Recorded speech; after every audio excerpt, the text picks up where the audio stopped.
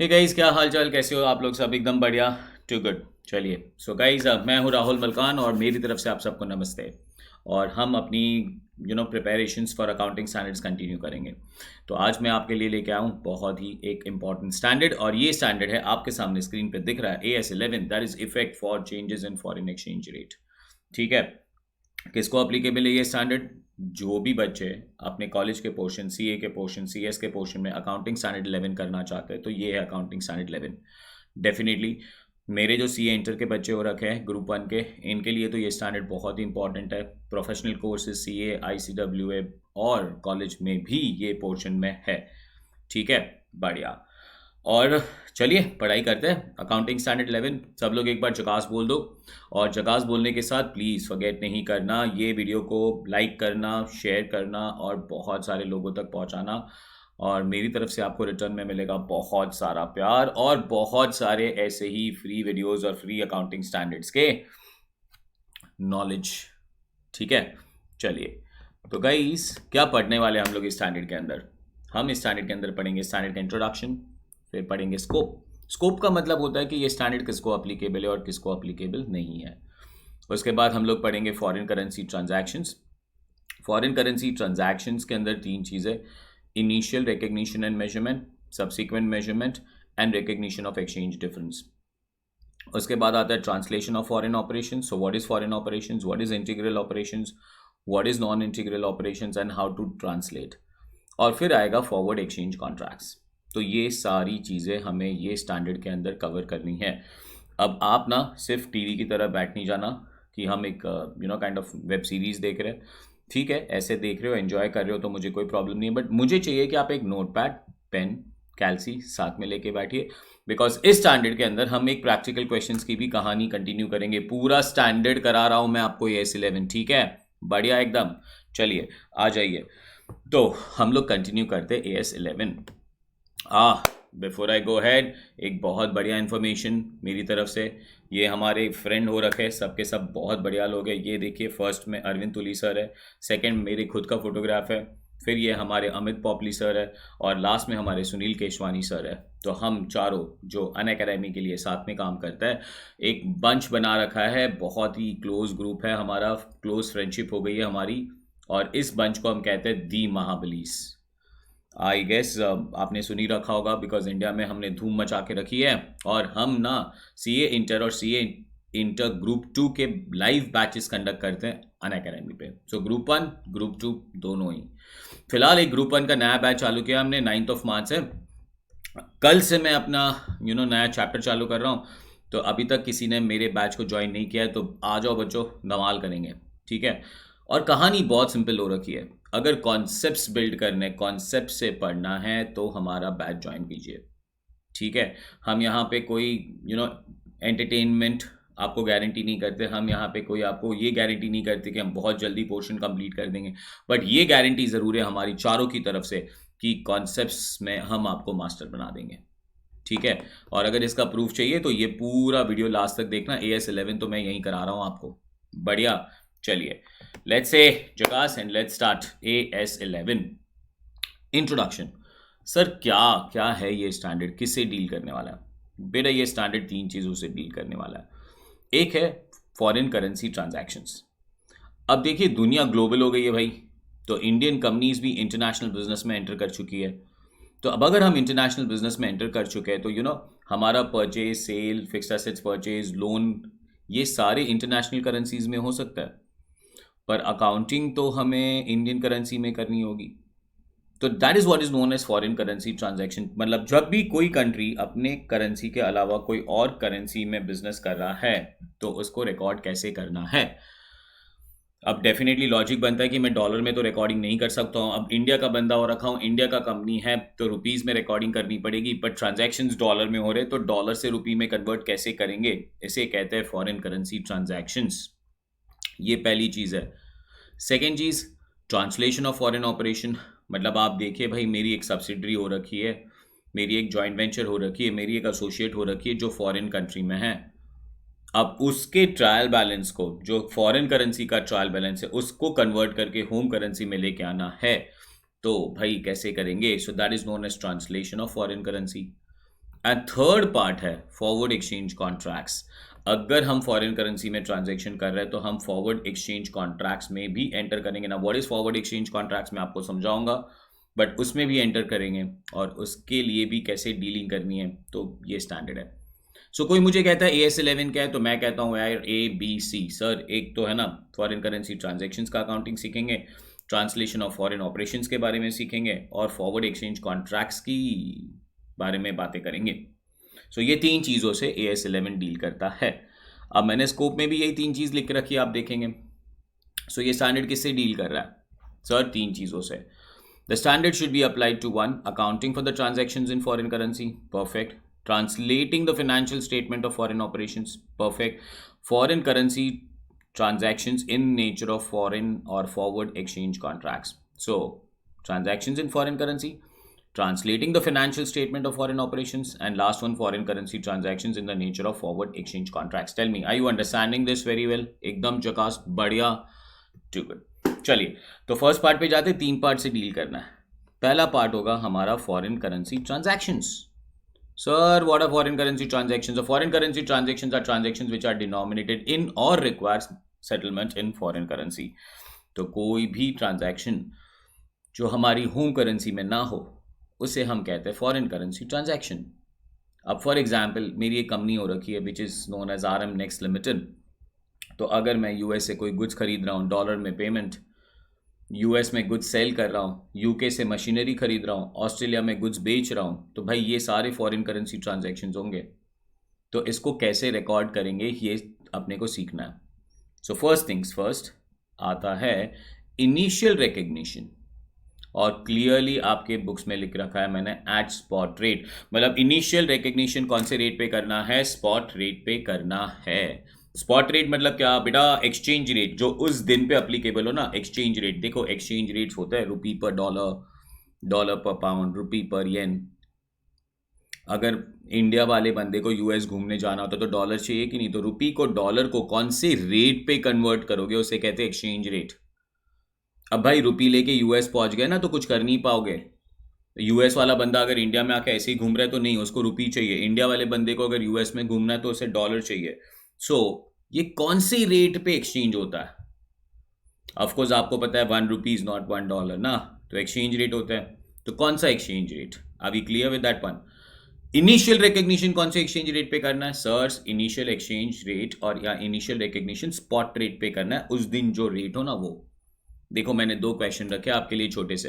पहला, RM purchases goods from Nish for $10,000 on 1/1/2021 और उस दिन का स्पॉट रेट था रुपी पर $75। RM गुड्स परचेज कर रहा है। आप ये मान के चलिए भाई RM मैं खुद हूँ, इंडियन हूँ, निश से गुड्स परचेज कर रहा हूँ और $10,000 के गुड्स परचेज कर रहा हूँ। मुझे तो ये परचेज रुपी में रिकॉर्ड करनी पड़ेगी, तो मैं कौन सा रेट लगाऊंगा? रुपी पर $75।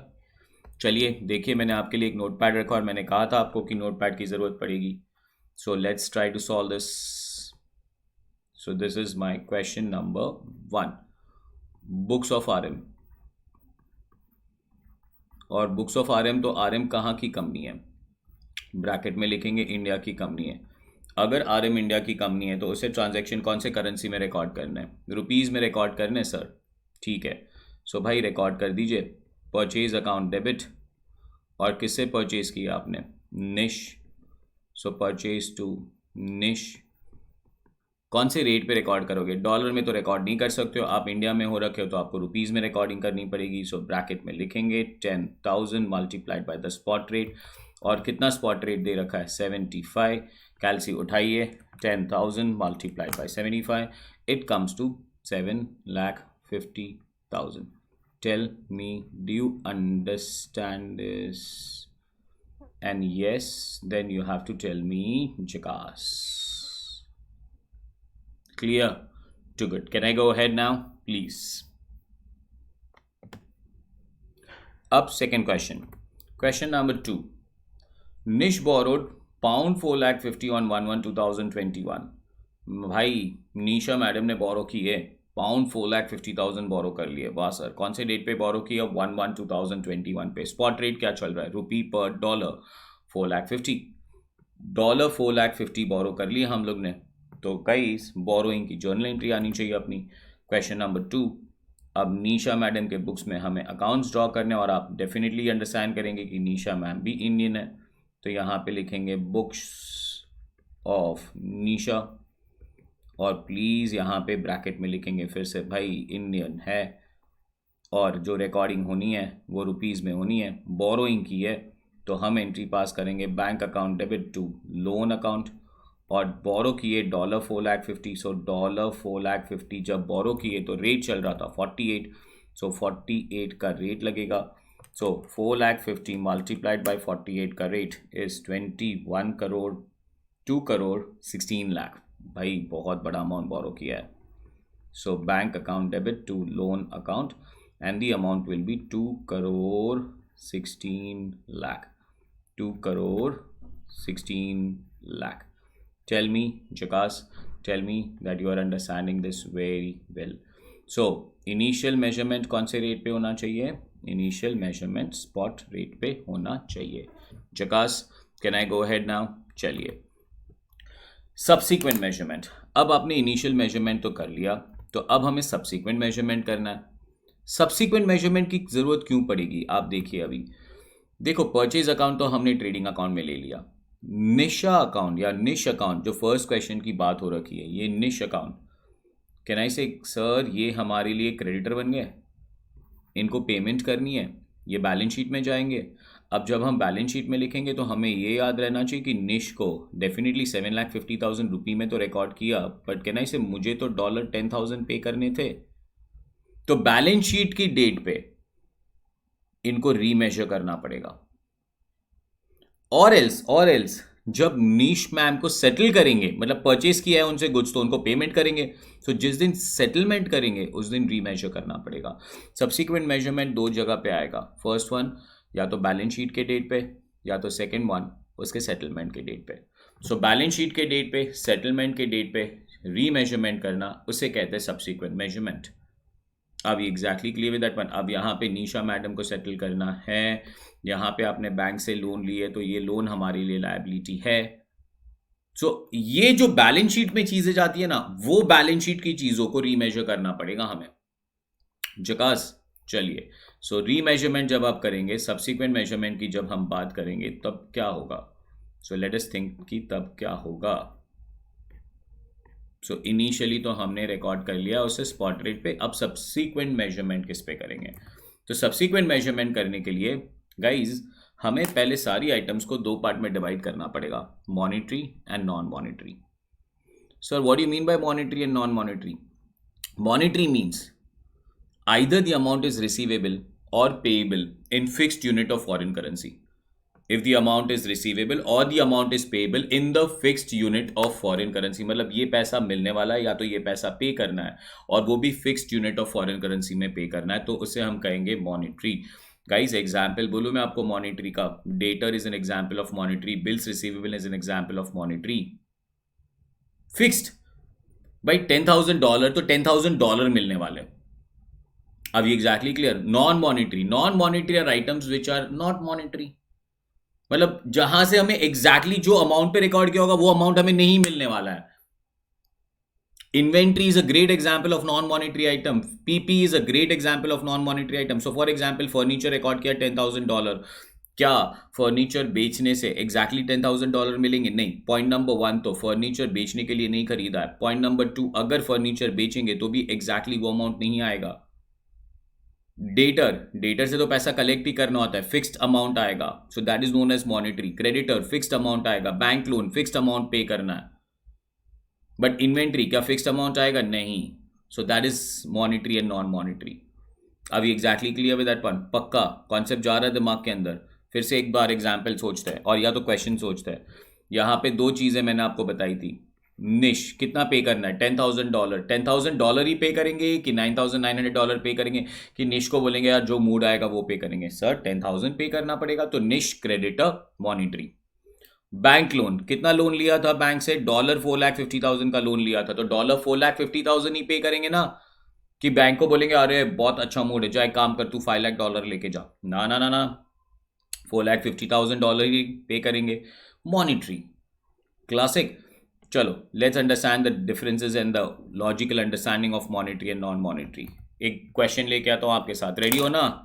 चलिए क्वेश्चन नंबर 3 देखिए. Classify the following items as monetary items and non-monetary items. 1, 2, 3, 4, 5, 6, 7, 8. 1. Inventory. 2. Trade receivable. 3. Property, plant and equipment. 4. Investment किया equity shares में, किसी और कंपनी के equity shares खरीदे. 5th one, fixed deposits. Next one, trade payables. Next one, outstanding expenses. Next one, prepaid expenses. चलिए आराम से I'll give you some time अपने दिमाग में फ्रेमवर्क करने के लिए. Monetary non monetary, monetary non monetary, फिर गेम खेलते हैं, फिर देखते हैं तुम कितना राइट कर रहे हो. ठीक है, जस्ट पढ़िए फटाफट.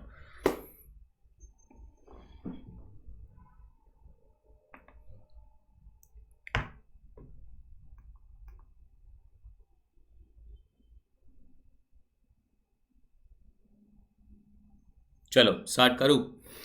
इन्वेंट्री मॉनेटरी और non monetary. So balance sheet में इन्वेंट्री लिख के रखा है and it is $10,000. Monetary non monetary. क्या इन्वेंट्री बेचने से exactly same amount of money आएगा? नहीं sir, inventory is non monetary. Non monetary. Trade receivables, हाँ सर मॉनेटरी. अब exactly clear with that one. Property plants and equipment, property plant and equipment definitely non monetary.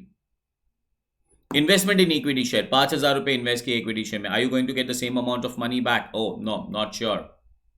So definitely हम लोग क्या कहेंगे? Investments in equity share क्या होगा हमारे लिए? इन्वेस्टमेंट्स इन इक्विटी शेयर हमारे लिए क्या क्या क्या क्या होगा? Non monetary. Next one, fix deposit in bank. Sir monetary. You are going to get exactly that fix amount of money. Definitely interest add होकर आएगा, but that fix amount of money, do you agree with that one? वहां पे कोई fluctuations नहीं आने वाला है. So fixed deposit in the bank is monetary. Trade payables monetary. Same amount pay करना है. Same amount pay करना है. जो amount पे recorded है वो amount pay करना है. Monetary. Next one, outstanding expenses. Expenses अभी तक हम लोग ने pay नहीं किए तो सर उतना ही expenses pay करना है. Yes, yes, yes, yes. Outstanding expenses are monetary. And last one, prepaid expenses. Sir expenses पहले से पे कर दिए, असेट है. Are you going to recover the same amount of money? नहीं यार, रिकवर तो होना ही नहीं है. इनफैक्ट हमने पहले से पे कर दिया तो हमें सर्विस मिलने वाला है, पैसा तो मिलने ही नहीं वाला है. So prepaid expenses are non monetary. Outstanding expenses are monetary but prepaid expenses are non monetary. Outstanding income, अगर पैसा लेना बाकी है तो is monetary, but income received in advance is non monetary. Because अगर इनकम रिसीव्ड इन एडवांस है तो वो रिटर्न नहीं करना, इनफैक्ट सर्विसेज देना है. जकास एकदम क्लियर टू गुड. आगे बढ़े. चलिए सर, अब अगर इनिशियल मेजरमेंट और सब्सिक्वेंट मेजरमेंट में डिफरेंस आ जाएगा, तो इनिशियली हमने 75 के रेट से रिकॉर्ड किया है, अब हमें 76 के रेट से रिकॉर्ड करना है, तो क्या करेंगे? डिफरेंस कहाँ डालेंगे? बेटा डिफरेंस को फॉरेन एक्सचेंज फ्लक्चुएशन नाम का अकाउंट बनाना, और वो foreign exchange fluctuation nominal account होगा. At the end of the year उसे पीएनएल में ट्रांसफर करना होगा. अभी exactly clear with that one? चकास टू गुड. चलिए सब्सिक्वेंट मेजरमेंट करने के लिए मॉनिटरी आइटम्स को कौन से रेट पे लेंगे? क्लोजिंग रेट पे. मॉनिटरी आइटम्स को कौन से रेट पे लेंगे? क्लोजिंग रेट पे.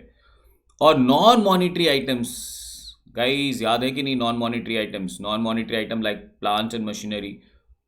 गाइस AS10 थोड़ा बहुत आना चाहिए. अब प्लांट एंड मशीनरी की बात करूं तो subsequent measurement of plant and machinery, या तो आप उसे कॉस्ट पे ले सकते हो या तो आप रीवैल्यूएशन पे ले सकते हो. हाँ सर पता है मुझे. बेटा अगर रीवैल्यूएशन मॉडल फॉलो कर रहे हो तो क्लोजिंग रेट, पर अगर कॉस्ट मॉडल फॉलो कर रहे हो तो हिस्टोरिकल रेट. जकास.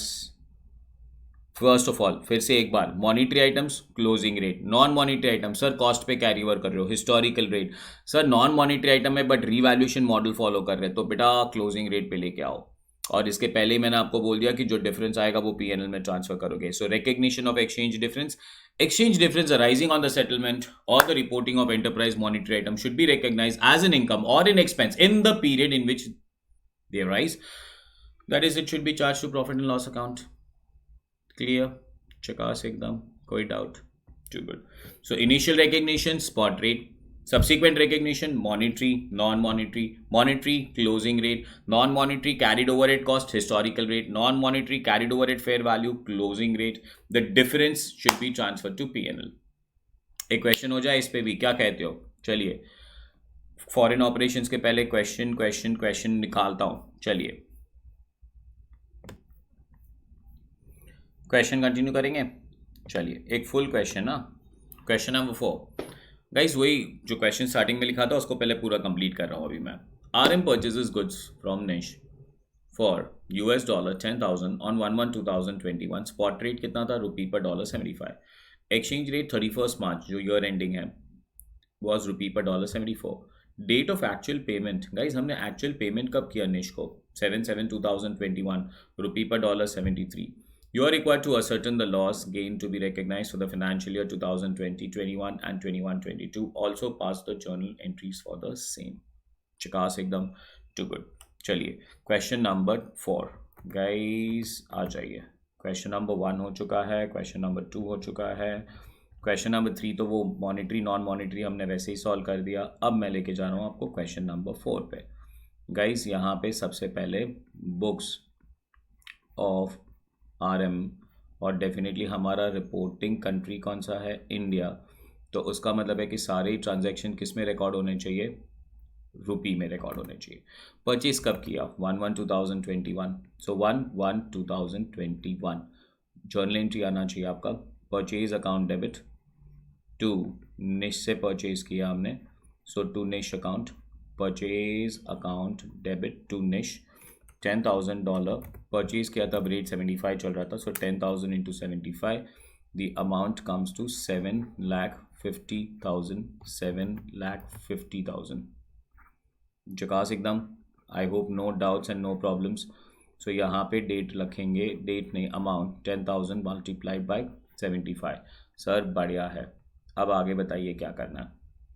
पेशेंस, भागना नहीं है, नोट पैड है, साथ में सॉल्व कर रहे हो, बस करते रहो। सो ये हो गई फर्स्ट इनिशियल रिकग्निशन, और इनिशियल रिकग्निशन 1/1/2021 को, और इनिशियल मेजरमेंट स्पॉट रेट। अब सब्सिक्वेंट गाइज, अब कहानी ये है हमारी कि ये जो निश है ना मैडम, गाइज हमारे लिए लायबिलिटी है। इन्हें $7,50,000 में रिकॉर्ड किया है, पर एक्चुअली इसे $10,000 पे करना है। सर बढ़िया है। तो ईयर एंडिंग आ गया, और ईयर एंडिंग आ गया हमारा 31 मार्च 2021। तो आप सबसे पहले सोचिए कि निश अकाउंट जो है वो मॉनिटरी है या नॉन मॉनिटरी है? Is the amount receivable and payable in fix unit of foreign currency? Yes sir, $10,000। तो सर ये अमाउंट हो गया हमारा मॉनिटरी। अगर ये अमाउंट हमारा मॉनिटरी हो गया तो हमें क्लोजिंग रेट पे इसे रीमेजर करना पड़ेगा। एंड क्लोजिंग रेट कौन सा आपको जिस पे रीमेजर करना है? आपका क्लोजिंग रेट है 74। सो अगर मैं आज निश मैम को सेटल कर दूँ ना, तो मुझे 74 के रेट के हिसाब से पे करना पड़ेगा। 10,000 इंटू 74, अरे भाई मज़ा आ गई, 7,40,000। तो हमें तो गेन हो गया 10,000 का, गेन रिकॉर्ड कर देते हैं, एंट्री आ जाएगी, और हमारी लायबिलिटी कम हो रही है। लायबिलिटी कम हो रही है, डेबिट करो। लायबिलिटी क्रेडिट होती है, कम हो रही है। सो निश अकाउंट को हम डेबिट करेंगे कितने से? 10,000 से, टू FEF नाम का अकाउंट है जिसको हम कहते हैं फॉरेन एक्सचेंज फ्लक्चुएशन अकाउंट। आप एग्जाम में फुल फॉर्म लिख के आना, foreign exchange fluctuation account. Nominal account है 10,000। सर बताइए अमाउंट आया कैसे? बेटा 75 में से 74 माइनस किया, मल्टीप्लाइड कर दिया 10,000 से। सो हमें 10,000 कम पे करने पड़ेंगे as on today. So as on today, my liability standing in the books of account is 7,40,000 now. अच्छा, और एक ये ईयर एंडिंग है, तो अपने सिंपल अकाउंटिंग फंडामेंटल्स नहीं छोड़ना है। The last day of that year, that is 31 मार्च 2021 को हमें सारे नॉमिनल अकाउंट्स बंद करके PNL में डालना है। तो फॉरेन एक्सचेंज फ्लक्चुएशन अकाउंट को डेबिट कर देंगे उसे बंद करने के लिए, और PNL अकाउंट को हम क्रेडिट कर देंगे, और अमाउंट आ जाएगा 10,000। क्वेश्चन ने पूछा था गेन या लॉस कितना रिकॉग्नाइज करना है, बताइए। 2020-21 में हमें गेन रिकॉग्नाइज करना है 10,000 रुपये का। जकास टू गुड। अब आ जाएगा हमारा नया ईयर, और ये नया ईयर कौन सा आ जाएगा? 2021-22। जो पहला साल था ना, वो कौन सा साल था? 2020-21 था। अब नए साल में आ गए। अब हमने पेमेंट कौन से दिन पे की? 7th जुलाई को पेमेंट की, और 7th जुलाई को एक्चुअल रेट चल रहा था 73। तो 73 के रेट के हिसाब से पे करेंगे। अब पे करने जाने के पहले अच्छी बात ये होगी कि बिफोर यू पे आप उसे रीमेजर कर लो। मतलब हमें अभी 73 के रेट के हिसाब से पे करना है, और लायबिलिटी हमारा $10,000 है। $10,000 into 73 is 7,30,000. सो हमारा जर्नल एंट्री यहाँ पे बहुत सिंपल सा इज निश अकाउंट डेबिट, फिर से लायबिलिटी कम हो गया, फिर से गेन हुआ to foreign exchange fluctuation account, और फिर से कैलकुलेशन आ गया 74 minus 73 multiplied by $10,000. Answer comes to हमें 10,000 रुपी का फिर से एक बार गेन हो गया. चलिए, ये गेन रिकॉग्नाइज करने के बाद अब आप पहले निश मैम को सेटल कर दीजिए. और ये कौन से डेट पे एंट्री पास की है हमने? 7 जुलाई. अब 7 जुलाई को निश मैम को सेटल करने के लिए जर्नल एंट्री आनी चाहिए निश अकाउंट डेबिट. सो निश अकाउंट डेबिट टू बैंक, और कितना पे करना है हमें? 7,30,000 पे करना है, बिकॉज आपका आज का एक्सचेंज रेट था 73. अगर आपको कैलकुलेशन समझना है सो 10,000 इंटू 73. अब आप आराम से इसे ट्रैक भी कर सकते हो, एकदम सिंपल सी ट्रैकिंग है. सर क्या ट्रैकिंग है? सर हमने जब परचेज़ किया तो रेट 75 चल रहा था, तो निश को 7,50,000 के लिए क्रेडिट किया था, फिर डेबिट कर दिया 10,000 के लिए निश अकाउंट को, फिर वापस एक बार डेबिट कर दिया 10,000 के लिए, तो हमें 10,000 20,000 रुपये का गेन हुआ. पहले 10,000 का जो गेन हुआ है ना वो 2020-21 में हुआ, और दूसरा जो 10,000 का अभी गेन हुआ ना वो 21-22 में हुआ. चिकास. अब last day of the year भूलना नहीं, last day of the year कौन सा लास्ट डे, कौन सा ईयर का लास्ट डे? 21-22 का last day, that is 31 March 22 को ये जो फॉरेन एक्सचेंज गेन है ना, that is foreign exchange fluctuation account gain to PNL में ट्रांसफ़र कर देंगे फिर से, और अमाउंट कितना आ जाएगा? 10,000. Are we clear? Tell me जकास. सबको समझ गया? AS11 का फॉरेन एक्सचेंज ट्रांजैक्शंस का पूरा part. Initial measurement spot, subsequent measurement करने के लिए मॉनिटरी आइटम को क्लोजिंग रेट पे लेना है, नॉन मॉनिटरी आइटम जो कॉस्ट पे कैरिड ओवर है उसे हिस्टोरिकल रेट पे रखना है, और नॉन मॉनिटरी आइटम जिनको हम रिवैल्यूएशन फिगर में लेते हैं उसे फिर से क्लोजिंग रेट पे लेके आना है. जकास एकदम, कोई डाउट? To good. चलिए, अब हमारे ऑफिस के कामकाज चालू होने का टाइम हो चुका है. सो हमें कॉल्स थोड़े आ रहे हैं, साइलेंट होने का वो ही नहीं मिल रहा. मिला? चलो मिल गया, ठीक है. जगास. तो हम जाते हैं, कैंसिल क्यों कर रहा हूँ इसे, नेक्स्ट क्वेश्चन पे लेके जाऊंगा. हाँ, अब नेक्स्ट क्वेश्चन पे जाने के पहले अपने PPT पे first one, question number 4 clear है, और फॉरेन करेंसी ट्रांजैक्शन क्लियर है, इनिशियल रिकग्निशन क्लियर है, सब्सिक्वेंट मेजरमेंट क्लियर है, और recognition of exchange difference clear है. तो अब जाते हैं हम लोग फॉरेन ऑपरेशंस पे.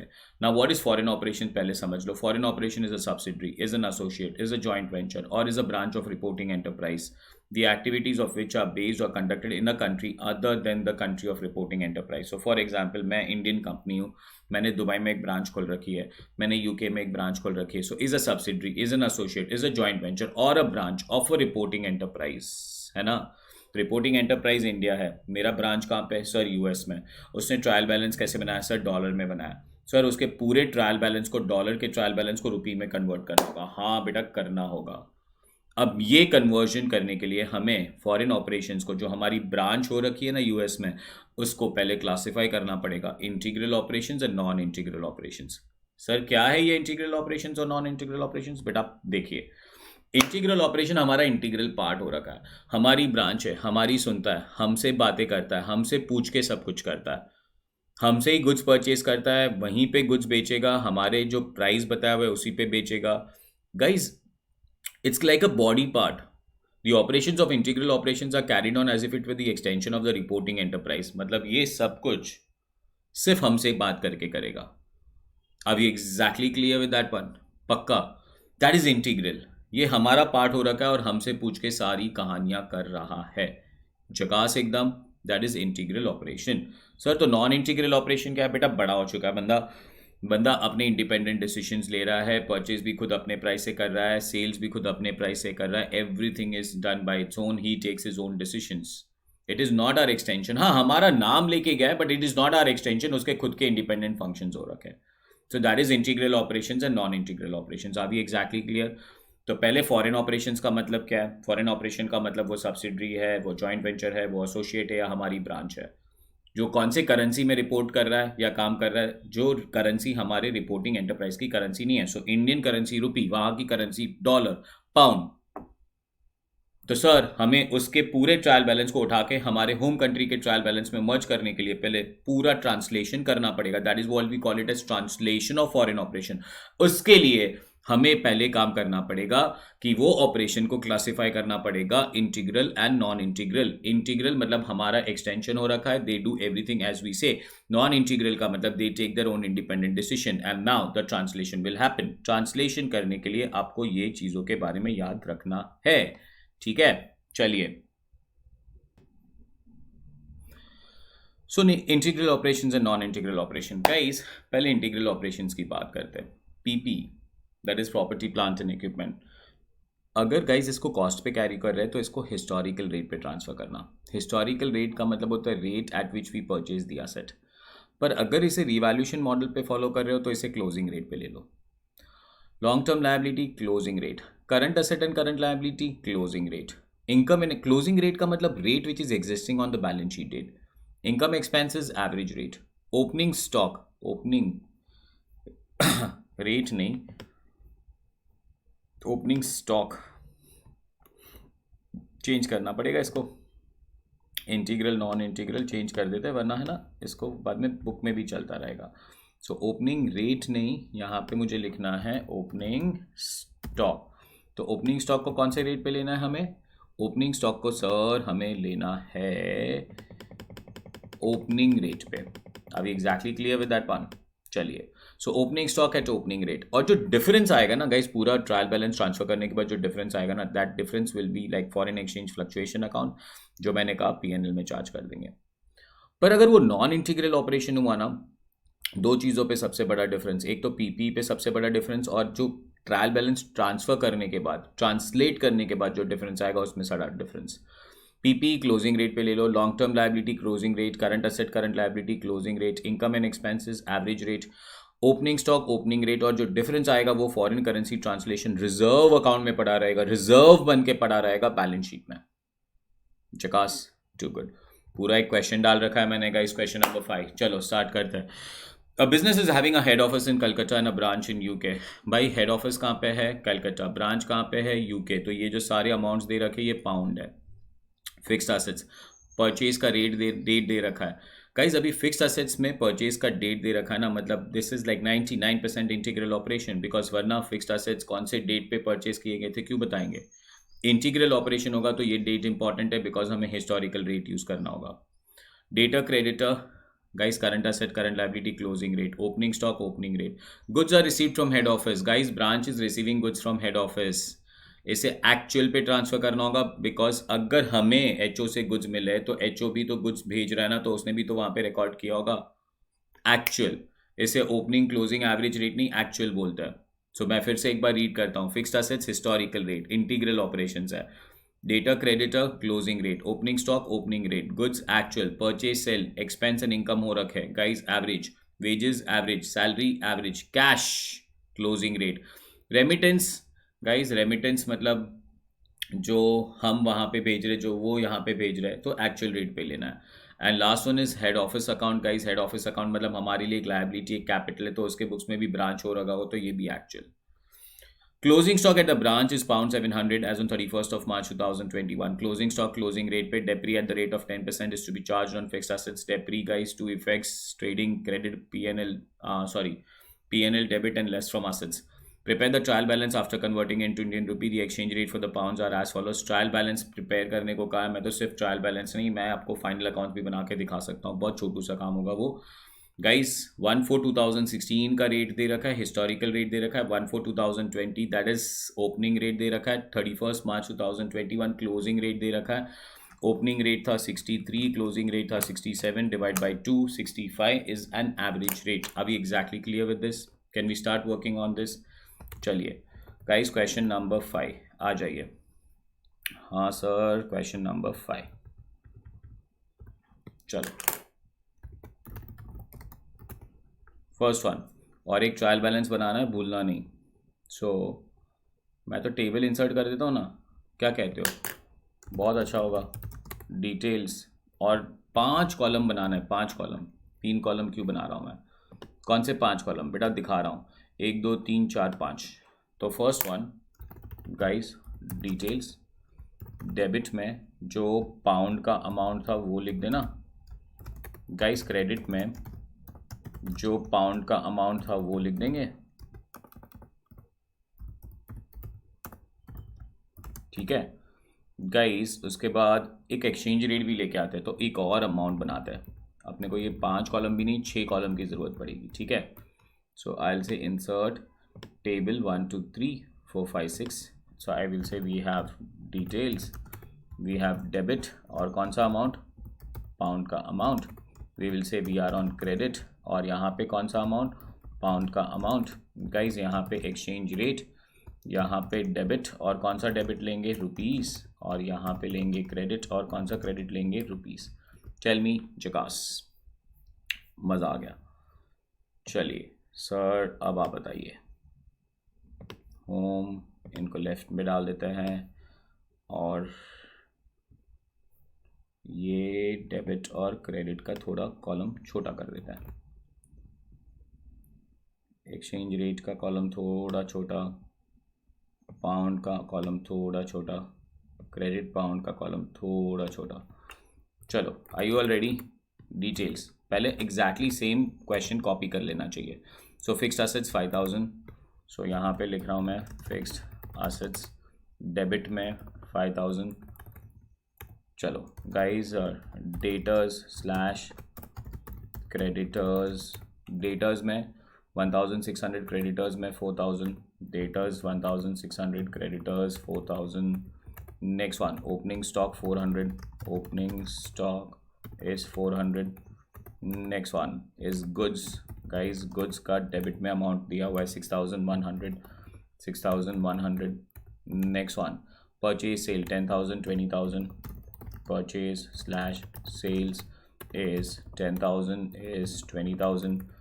Next guys, we have wages at 1,000, so wages are 1,000. Next one, salary at 1,200, salaries at 1,200. Next one, cash at 3,200, cash at 3,200. Next one guys, remittances. So remittances guys is 2,900, 2,900. And guys, last one is HO account, and HO account is 7,400, is 7,400. चलो तो फिर total आ जाएगा, total 5,000, 1,600, 400, 6,100, 10,000, 1,000, 1,200, 3,200 total. I am getting a total of 31,400। Check करो 31,400 दिया तो नहीं, पर चेक कर लेते हैं। -4,000 -20,000 -7,400, 31,400। जकास एकदम, टू गुड। और गाइस एक लाइन है ना ब्लैंक रखते हैं और उसके नीचे कॉपी करते हैं। और ये लाइन ब्लैंक क्यों रखेंगे? Because we can have something which is known as foreign exchange fluctuation account. अब एक्सचेंज रेट बोलिए, हिस्टोरिकल रेट। और हिस्टोरिकल रेट क्या दिया हुआ है? हिस्टोरिकल रेट दिया हुआ है 61। यहाँ पे लिखते हैं HR, और हिस्टोरिकल रेट पे बोलते हैं 61। Debtor creditor guys, closing rate लगेगा। क्लोजिंग रेट दिया हुआ है 67। जकास एकदम, टू गुड। चलो ओपनिंग स्टॉक पे सर ओपनिंग रेट लगेगा बेटा, ओपनिंग रेट है 63। गुड्स पे सर एक्चुअल लगना चाहिए, और एक्चुअल का अमाउंट उठा लो। एक्चुअल का अमाउंट था 4,02,000, डेबिट साइड पे लिख दो 4,02,000। सर ठीक है। परचेज सेल बेटा एवरेज लगना चाहिए, और एवरेज रेट आएगा 65। कैसे निकाला? 67 + 63 divided by 2। Next one sir wages, wages पे भी आ जाना चाहिए एवरेज रेट इज़ 65। सैलरीज पे भी आ जाना चाहिए एवरेज रेट इज़ 65। कैश पे आ जाना चाहिए closing rate, and closing rate is 67। Remittance पे आ जाना चाहिए एक्चुअल, और एक्चुअल कितना है? 1,91,000। टेल मी जकास, you guys are catching this up very beautiful. And guys HO account पे भी एक्चुअल आ जाना चाहिए, और एक्चुअल है 4,90,000, 4,90,000। ठीक है, चलो कैलकुलेटर उठाइए अभी। 61 multiplied by 5,000, I am getting an amount of 3,05,000, 3,05,000। Next one 1,600 into 67, I am getting 1,07,200. Next one, guys, 4,000 into 67, 4,000 into 67 is 2,68,000, और 1,600 into 67 भी सेम था, 1,07,200। कर लिया था मैंने, ब्रैकेट्स कॉमास डाल रहा हूँ। ओपनिंग स्टॉक 400 है ना, 400 into 63, opening rate 25,200, 25,200। Jackass guys, too good. Purchase sale, guys, average rate 65, so 10,000 into 65 is 6,50,000, and guys credit में 13 lakh डबल हो जाएगा। चलो sir next one 1,000 into 65, so 1,000 into 65, is it 65,000, so 65,000। next one 1,200 multiplied by 65, it's 78,000, too good। चलो guys, next one 3,200 multiplied by 67, it's 2,14,400, that is 3,200 multiplied by 67। guys remittances आ गया, actual आ गया, debit और credit का total करते हैं। Credit का total कर रहा हूँ मैं 268 plus 13 lakh plus 4,90,000, I am getting a total of 20,58,000 on the credit side, 20,58,000। जकास and debit का टोटल गाइज अभी -3,05,000, -107,200, -25,200, -402, -6,50,000, -65,000, -78, -214,400, -1,91,000। I'm getting a difference of 50,200. So 50,200 is an exchange difference जो P&L अकाउंट में ट्रांसफ़र हो जाना चाहिए। तो इसको हम कहते हैं फॉरेन एक्सचेंज डिफरेंस। और ये फॉरेन एक्सचेंज डिफरेंस क्योंकि ये इंटीग्रल ऑपरेशन है, ये P&L में ट्रांसफ़र होना चाहिए। एक बार टोटल चेक कर लेते हैं। 3,05,000, 1,07,200, 25,200, 4,02,000, 6,50,000, 65,000, 78,000, 214,400, 1,91,000 and 50,200। I am matching up. नहीं कुछ ज़्यादा ही आ रहा है भाई, क्यों क्या हो गया? 2,68,000, 13 lakhs and 4,90,000, 20,58,000 minus 3,05,000 minus 1,07,200 minus 25,200 minus 4,02,000 minus 6,50,000 minus 65,000 minus 78,000 minus 214,400 minus 1,91,000। सिर्फ 20,200 का डिफरेंस आ रहा है, 50,200 का डिफरेंस नहीं आ रहा है। जकास, टू गुड। और इसे डरना नहीं है, बिकॉज इससे तो हमें ट्रेडिंग और P&L फटाफट बना देंगे, है ना। तो यहीं पे मैं काम करूँगा। So I am preparing my trading and P&L account, trading debit side, trading credit side, balance sheet, balance sheet। so guys, this is particulars, trading P&L यहीं पे बन रहा है मेरा guys। ये है amount, ये है particulars, ये है amount। फटाफट काम कर रहा हूँ मैं। बैलेंस शीट पे क्या आता है भाई? liabilities amount और assets amount। जकास बोल दो एक बार, टू गुड। तुम नहीं बोलोगे तो भी मैं अपने आप को जकास बोल दूंगा, दैट्स माई स्पेशलिटी। मेरी वाइफ भी बोलती है तुम अपने खुद के फेवरेट हो रखे हो, तो हो ना भाई। वैसे देखो लोग अपने को बोलते नहीं है, तो अपने आप को बोल दे। अब आ जाता है पहले fixed assets. Fixed assets 3,05,000, so fixed assets 3,05,000, but मैंने देखा था कि डेप्रीशिएशन है। सो गाइस लेस क्या करना पड़ेगा? डेप्रीशिएशन करना पड़ेगा लेस। सो कितना डेप्री हो रखा है? 10% डेप्री है। 3,05,000 का 10% डेप्री आ जाएगा 30,500। तो 30,500 माइनस करेंगे, क्या कहते हो? और लेस अच्छा नहीं लग रहा है तो सिंबल कर देता है और 30,500 माइनस कर देता है, ठीक है। So guys 3,05,000 minus 30,500, I am getting answer of 2,74,500। जकास एकदम, to good.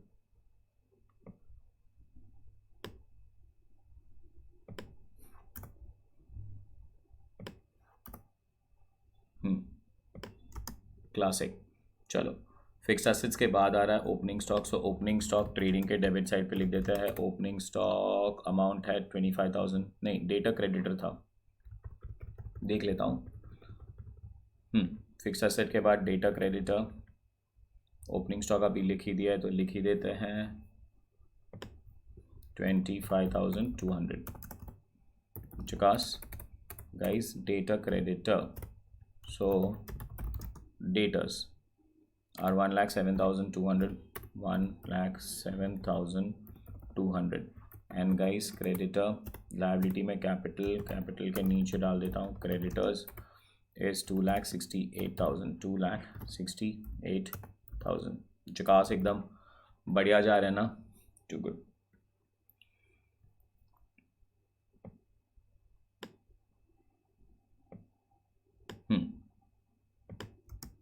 Okay, opening stock लिख दिया, गुड्स 4,02,000। सो ओपनिंग स्टॉक के नीचे to goods and the amount is 4,02,402। चलिए, next one is purchase. So goods के बाद आ जाता है टू परचेज, और कितने का परचेज है? 6,50,000 का परचेज है। सो 6,50,000 सर, बढ़िया। और बाय सेल्स 13 लाख का सेल्स है भाई, 13 लाख का sales. Next one wages, wages भी ट्रेडिंग अकाउंट का ही पार्ट होता है। सो वेजेस कितना है? 65,000, 65,000 यहाँ पे डाल देते हैं टू वेजेस, ठीक है। वेजेस के बाद आ रहा है सैलरी। गाइस सैलरी आता है P&L अकाउंट में, तो टू सैलरीज, ये ट्रेडिंग अकाउंट बंद करने के बाद मैं यहाँ पे बना रहा हूँ to salaries and that comes to 78,000। और गाइस सैलरीज के बाद मुझे याद आ रहा है कि डेप्री भी चार्ज किया हमने एंड डेप्रीशिएशन वाज 30,500, दो effect less from asset P&L on the debit side. Next one cash is 2,14,400 cash guys, 2,14,400। Remittances HO account से माइनस होंगे। सो गाइस यहाँ पे आता है पहले HO में था 4,90,000, हमने रेमिटेंस भेज दिया है HO को। सो रेमिटेंस कितना कर दिया हमने? 1,91,000 का रेमिटेंस हो चुका है। I hope you guys are catching this up very well. HO account दिखा रहा है 4,90,000 और 191 रेमिटेंस हो चुका है, so less. Next one foreign exchange fluctuation account guys, P&L debit side पे 20,200 का लॉस है। सो यहाँ पे लिखेंगे 2FEF जकास।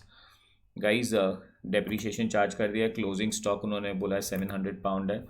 सो क्लोजिंग स्टॉक के दो इफेक्ट, एक आ गया closing stock and guys closing stock है 700 pounds. So 700 pounds multiplied by closing rate is 67, 46,900। सो 46,900 चकास एकदम। और क्लोजिंग स्टॉक एक और जगह पे आता है, that is trading account on the credit side. So by closing stock कितना? 46,900, 46,900 प्लस 13 लाख, मेरा टोटल आ गया भाई 13,46,900 guys, 13,46,900 and then I have got something which is known as 2GP, 2 gross profit। चलो, how much? minus 25,200 minus 4,02,000 minus 6,50,000 minus 65, I'm getting 2,04,700 as my GP हम P&L credit side पे लेके जाएंगे। So by gross profit I am getting an answer of 2,04,700। अब P&L पे net profit ढूंढ लेता है।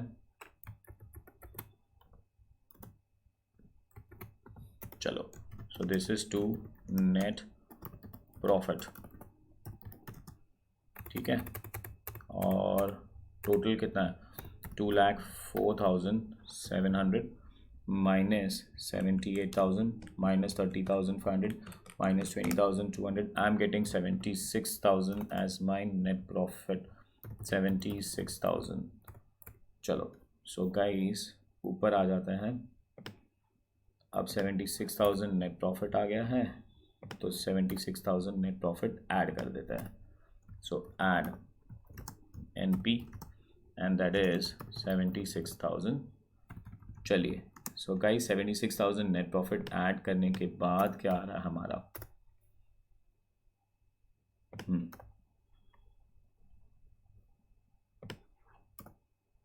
चलो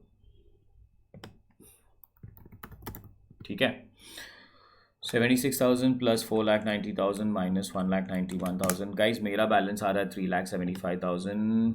3,75,000 बढ़िया सर, प्लस 2,68,000 सर। मेरा टोटल आ रहा है 6,43,000। 6,43,000 and guys my balance sheet is minus 274,500 minus 107,200 minus 214,400 minus 46,900, so it tallies at 6,43,600. Tell me chakas, clear to good? कौन सा क्वेश्चन करा रखा था? This was my question number guys 5 and we are done with translation of foreign operations. So अब हम लोग question number 6 और 7 देखेंगे जो फॉरवर्ड एक्सचेंज रेट पे हो रखे होंगे। ठीक है, एकदम बढ़िया जा रहा है, टू गुड। चलो sir next one, forward exchange contract. What is forward exchange contract? An enterprise may enter into forward exchange contract or any other financial instrument that is in substance a forward exchange contract, which is not intended for trading or speculation, to establish the amount of reporting currency required or available for the settlement. अब guys, अब for example first question, निश से मैंने goods purchase किए $10,000। अब $10,000 मुझे payment करनी है, बट पेमेंट कब करनी है? 2 महीने के बाद करनी है। तो बैंक हमें एक फॉरवर्ड एक्सचेंज रेट देता है कि भाई ये रेट पे आपका ट्रांजैक्शन होगा। तो हमें क्या करना होगा कि आज का रेट और उस दिन के रेट का जो डिफरेंस होगा वो आइदर हमारा प्रॉफिट होगा या लॉस होगा, और वो जो डिफरेंस है वो हमें प्रॉफिट और लॉस में ट्रांसफर करना होगा। ठीक है, अच्छा, पर अगर हम लोग ने फॉरवर्ड एक्सचेंज कॉन्ट्रैक्ट स्पेक्यूलेशन के वजह से करके रखा है, ट्रेडिंग के लिए, मतलब बिजनेस पर्पस के लिए नहीं है, it's not for goods purchase और सेल के लिए, इट्स फॉर स्पेक्यूलेशन, बेट लगा रहे हो, तो गाइस वो डिफरेंस मेजर नहीं करेंगे। स्पॉट रेट, उस दिन का रेट, और हमारे फॉरवर्ड एक्सचेंज का कॉन्ट्रैक्ट का डिफरेंस मेजर नहीं करेंगे। इनफैक्ट हमने जो रेट पे ट्रांजैक्शन किया और जो रेट पे सेटल कर रहे हो, वो दोनों का डिफरेंस रिकॉग्नाइज करके हमें प्रॉफिट और लॉस में डालना होगा। मेरे पास दोनों ही क्वेश्चन है, have a look at the question guys. ठीक है, question number 6, Rao purchase the plant for $1,00,000 on 1 Feb 2016। Guys plant purchase किया राव ने, और अगर प्लांट परचेज किया है ना राव ने, तो गाइस प्लांट परचेज करने पे जो भी प्रॉफिट और लॉस आता है वो हमें बुक करना होगा। आगे बढ़ता है। द एक्सचेंज रेट पर dollar on the 1 Feb was 40। जिस दिन हम लोग ने खरीदा था उस दिन का एक्सचेंज रेट था 49.15, बट एक्सचेंज रेट 1 Feb को चल रहा था 48.85। You required to recognise the profit और लॉस। आराम से सोच लो, पहले परचेज कौन से डेट पे किया? 1 Feb, 3 महीने के बाद पे करना है। तो गाइस कैसे रिकॉर्ड करेंगे? Have a look. Question number कौन सा है सर? क्वेश्चन नंबर है 6। पूरा AS11 करा दिया आपको। सो क्वेश्चन नंबर 6 में पहले एक टाइमलाइन बना दो, और टाइमलाइन बनाओ एकदम आराम से। कभी परचेज़ किया? 1 Feb को परचेज़ किया सर, 1 Feb को परचेज़ किया, तो ये रहा 1 Feb। गाइस मार्च 31 मार्च, सो ये है 1 मार्च, ये आ रहा है 31 मार्च, और इसका सेटलमेंट करना है 3 महीने बाद। 3 महीने बाद आता है 1 अप्रैल। 1 अप्रैल, सो 2 महीने इस साल में, 1 महीना इस साल में, ये भूलना नहीं। हमने परचेज़ किया था, परचेज़ किया उस दिन रेट 48.85 चल रहा था गाइस। 1 Feb का स्पॉट चल रहा था रुपी पर डॉलर 48.85, और गाइस 1 Feb को 3 मंथ फॉरवर्ड जो हमें बैंक रेट दे रहा है, बैंक जो रेट पे अग्री कर रहा है वो है 49.15। बैंक बोल रहा है आपको 49.15 के हिसाब से भरना पड़ेगा। मैंने परचेज़ किया था तो 48.85 था, अगर उसी दिन पे कर देता तो 48.85 पे होता, पर मैं तो 3 महीने के बाद पे करने वाला हूँ, तो मुझे 49.15 लगेगा, तो मेरा लॉस हो गया। कितने का लॉस हो गया? मेरा लॉस हो गया 49.15 माइनस 48.85 का, and guys multiplied by $1,00,000, multiplied by $1,00,000। Calculation 49.15 minus 48.85 multiplied by $1,00,000, answer comes to 40,000। अब ये जो लॉस हुआ है, ये लॉस 3 महीने में स्प्रेड करना, उसमें से 2 महीने करंट ईयर में आ रहा है, उसमें से 1 महीना नेक्स्ट ईयर में आ रहा है। सो गाइस 16-17 के ईयर की बात करूँगा तो 16-17 में कितने का लॉस बुक करेंगे आप? 30,000 डिवाइडेड बाई 3 इंटू 2, 20,000 का लॉस आप 16-17 में बुक कर देना, और 17-18 में 30,000 डिवाइडेड बाई 2 नहीं, divided by 3 multiplied by 1 is equal to 10,000 का लॉस आप 17-18 में बुक करना। चकास एकदम, कोई डाउट नहीं, टू गुड। क्वेश्चन नंबर कौन सा था? 6। अब क्वेश्चन नंबर 7 देखना, धमाकेदार क्वेश्चन है। 6 और 7 में डिफरेंस क्या है वो आपको समझना है। क्वेश्चन नंबर 6 में हमने एक्चुअली मशीनरी खरीदी थी और हमें एक्चुअल पेमेंट करना था। क्वेश्चन नंबर 7 में a broad a forward contract for 3 months for 1 lakh on 1st of December for $47.10। हम एक फॉरवर्ड कॉन्ट्रैक्ट खरीद लिए। क्या खरीदा फॉरवर्ड कॉन्ट्रैक्ट में? $47.10 में। उस दिन का एक्सचेंज रेट कितना था? 47.2 में। अब उस दिन का एक्सचेंज रेट इंपॉर्टेंट नहीं हो रखा है, 47.1 और 47.2 का डिफरेंस नहीं निकालना, बिकॉज ये जो फॉरवर्ड कॉन्ट्रैक्ट में एंटर किया ना, यहाँ पे आपको एक्चुअल पेमेंट नहीं करनी है किसी को, ये स्पेक्यूलेशन की वजह से है। On 31st December when the books were closed, his exchange rate was $1 at 47.15। ये भी irrelevant है, नहीं करना है। हमें रेट याद रखना है कि हमने बाई किया था 47.10 में। Next one, on 31st Jan ही decided to sell the contract at 47.18। Buy कितने में किया? 47.1। सेल कितने में किया? 47.18। प्रॉफिट कितना रिकॉग्नाइज करोगे और कब रिकॉग्नाइज करोगे? जिस दिन बेचेंगे। प्रॉफिट रिकॉग्नाइज करेंगे, क्यों रिकॉग्नाइज करेंगे और कब रिकॉग्नाइज करेंगे?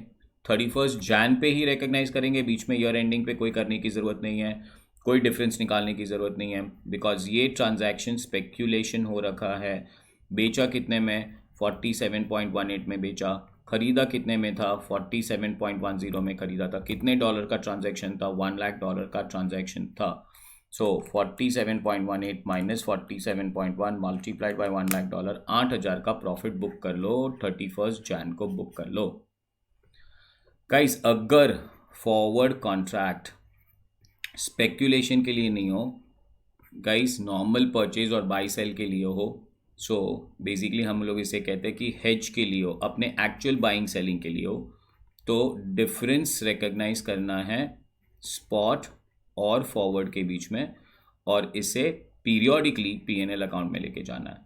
बट अगर फॉरवर्ड एक्सचेंज कॉन्ट्रैक्ट स्पेक्यूलेशन का हो तो गाइस हमको स्पॉट और फॉरवर्ड का डिफरेंस नहीं निकालना है, डिफरेंस निकालना है सीधा बाय का और सेल का, और उसका profit loss on the date of sale book करना है।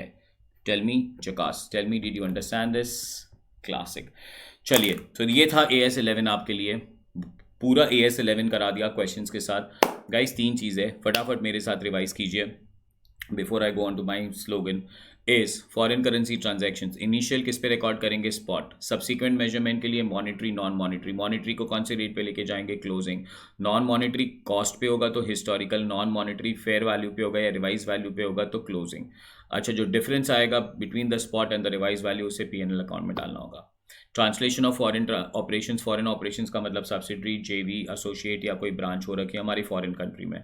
Integral operations, non integral operations. Integral operation के फिक्स्ड एसेट्स अगर हमने कॉस्ट पे कैरी ओवर किए तो historical rate, opening stock opening rate, closing stock closing rate, current asset current liability closing rate, income expenses average rate, और जो difference आएगा वो पीएनएल अकाउंट में लेके जाना है, बिकॉज इंटीग्रल है, हमारा ही पार्ट हो रखा है।